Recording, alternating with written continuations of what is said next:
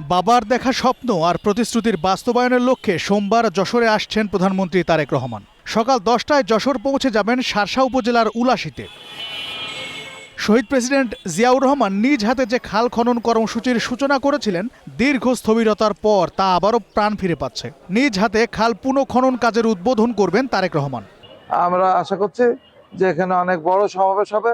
আপনারা জানেন যে ঈদগাহ ময়দানে, ঐতিহাসিক ঈদগাহ ময়দান, ইতিপূর্বে এখানে বেগম খালেদা জিয়ার জনসভা হয়েছে। শুধু রাজনৈতিক প্রতিহিংসার কারণে যশোরবাসী 17 বছরে পূর্ণাঙ্গ মেডিকেল কলেজটা কিন্তু পায়নি।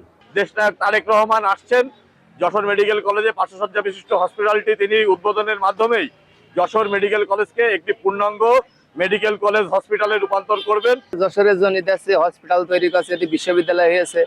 মানুষের দেখছে যে কোনো সমস্যা খুলনায় যেতে হয়, ঢাকায় যেতে হয়, ইন্ডিয়ায় যেতে হয়, এইগুলো সুবিধা হবে, খুব ভালো হবে। এছাড়া উদ্বোধন করবেন আধুনিক হাসপাতাল কমপ্লেক্স। একদিকে উন্নত স্বাস্থ্যসেবা, অন্যদিকে কৃষি ও পরিবেশ রক্ষায় খাল পুনঃখনন। প্রধানমন্ত্রীর এই সফরকে ঘিরে এখন উৎসবের আমেজ গোটা যশোরে। মাননীয় প্রধানমন্ত্রী যশোর আশাকে উপলক্ষ করে শুধু উলসী খাল পুনঃখনন না, শুধু 500 শয্যা বিশিষ্ট মেডিকেল কলেজ হাসপাতালে ভিত্তিপ্রস্তর স্থাপন না, এই মাননীয় প্রধানমন্ত্রী আশাকে কেন্দ্র করে আমরা যশোরের উন্নয়নের চাকাকে আবার সচল করতে চাই।